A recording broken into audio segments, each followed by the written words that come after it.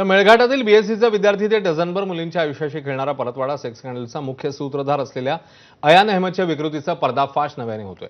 मुलींना आपल्या जाळ्यात ओढणारा अयान अहमद सध्या पोलीस कोठडीत आहे।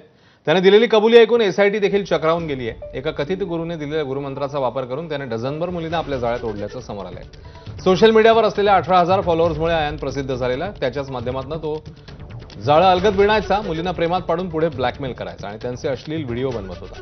त्याने केलेल्या गैरप्रकाराची कुंडलीच आता बाहेर येते।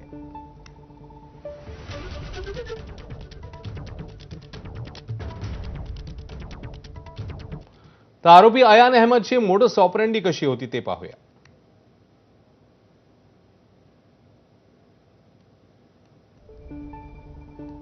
आप वही होना या एका साध्या वाक्यातनं अयान अहमद हा संवाद सुरू करत असे।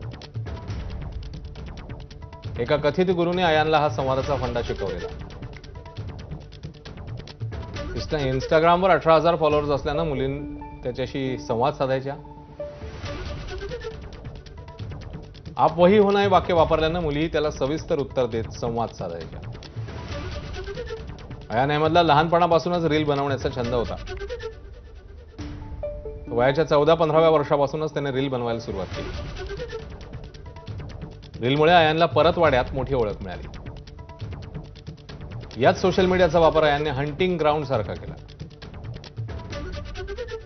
मुलींना जाळ्यात ओढलं, त्यांना ब्लॅकमेल करून त्यांचे अश्लील व्हिडिओ बनवले।